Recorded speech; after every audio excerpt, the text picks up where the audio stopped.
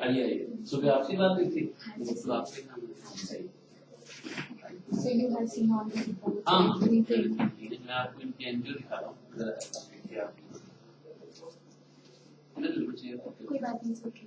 देखो ये ना इनकी एंजियोग्राफी है। एज यू नो हार्ट में 3 आर्टरीज होती हैं। हाँ जी। ठीक है ना, तो ये लेफ्ट की आर्टरीज है जो ये 2 में डिवाइड हो रही है। ठीक है, एक तो बहुत नीचे जाके यहाँ पे थोड़ी नैरोइंग है, but this is not significant because इसमें से मेजर ब्रांचेस भी निकल रही है। ठीक है, जो इशू है वो इस आर्टरी में है जो सेकंड वाली है, जिसमें ऑलरेडी स्टेंट है आपका। देखो ये यहाँ तक स्टेंट है और उसके बाद आप देखो बड़ी टाइट ब्लॉकेज है इस पॉइंट पे। देखो आप ये चीज देख पा रहे हो।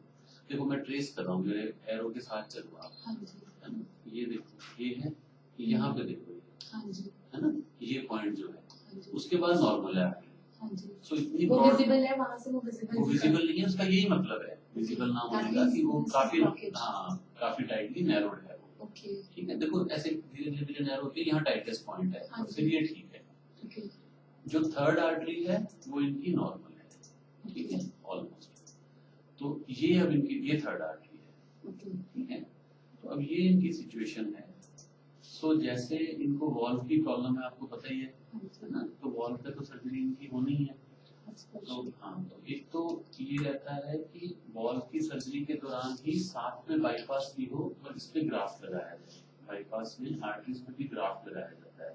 ठीक है ना, तो ये ऑप्शन होता है कि जब बाईपास हो तभी इस पे, जब चेस्ट तो खुलेगी सर्जरी होगी तब इस पे ग्राफ्ट लगाया जाए। तो डॉक्टर हंसा को भी मैंने रिपोर्ट बता दी है, आप भी उनसे डिस्कस कर लो, क्योंकि उनका ये कंसर्न था कि हम बाईपास प्लस आयोटिक और रिप्लेसमेंट एक सिटिंग में नहीं करवाना चाहते। मुझे भी यही समझाया था। हाँ, क्योंकि उससे रिस्क बढ़ता है। तो हम तो इसको स्टेंट कर सकते हैं, है ना, and you can get the aortic valve replacement जो वॉल्व वाली सर्जरी है बाद में। But you should be very clear कि वो सर्जरी आपको पता ही है। तो ये है। Sir, one more thing I want to ask, that if you are going to put stent now, then how much time we have to wait for the surgery?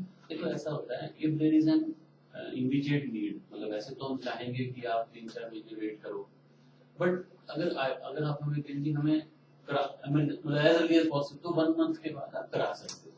ठीक है, बट इट्स ऑलवेज बेटर कि थोड़ा और delay कर लिया जाए तो और अच्छा रहता है। बट सर जैसे कि आपको पता है कि उनका आर्टिकल ब्लॉक है, तो क्या वो मतलब उनके लिए कोई प्रॉब्लम तो नहीं होगा ना, उनकी हेल्थ पे? तो बेटा यूजुअली वॉल में तो कभी ऐसी इमरजेंसी होती नहीं है, बट अगर हाँ 1 मंथ के बाद आप करा सकते हो तो कराना चाहिए। बिकॉज जब हम डॉक्टर हंसा के पास टीई की रिपोर्ट को लेके गए थे तब उन्होंने मुझे बोला था कि ऐसा भी होता है कि आफ्टर 1 मंथ भी आप प्लान कर सकते हो। अर्लियर तो शी टोल्ड अस कि भाई 6 मंथ्स लगते हैं पेशेंट को। एक्चुअली अब स्टेंट्स चेंज हो गए हैं, मेडिसिन चेंज हो गई हैं, तो 1 मंथ के बाद कर सकते हैं, कोई बिल्कुल इशू नहीं है, दैट इज परफेक्टली ओके। तो राइट नाउ मतलब you will suggest that we should go for the stent? जी बेटा, देखो मैं तो अगर आप मेरे से पूछो तो हम एक ऑप्शन ये भी तो है ना कि हम वॉल्व और इसकी सर्जरी साथ कर लें। वो डिसीजन तो आपको लेना है।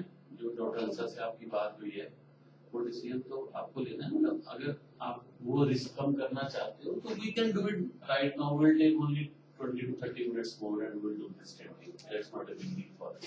Okay. It will take hardly 20 to 30 minutes. हाँ, ये तो बेटा ऐसे ना, कैथेटर सब कुछ यही है और आधा काम तो हुआ है। It's not going to take more than 20 to 30 minutes. Okay. Even less than that. Papa has to stay over here tomorrow. अगर आज स्टेंट करते हैं तो आज आईसीयू में रहेंगे, कल वार्ड में, और कल शाम तक जा सकते हैं, परसों सुबह जो हम पैकेज आपको बता। हाँ, मैंने बताया ना, इंडोर पेशेंट्स और इमरजेंसी के लिए hospital is fully open. It is only OPD which is closed. Okay fine. So indoor में तो हमारे एडमिट हैं, वो कहां, वो उनको देखने नहीं आना पड़ेगा, वो कहेंगे जी आप आए भी तो ऐसे थोड़ी हो सकता है। Right. So can you talk to Dr. हाँ, sure. I would like you to talk to Dr. Hansa and then take an informed decision. Because हम सारी चीजें जब आपकी कंसेंट लेंगे तो ये सारी चीजें लिखेंगे, तो आप करके मुझे बता दो। ठीक है? Okay, sir. Thank you.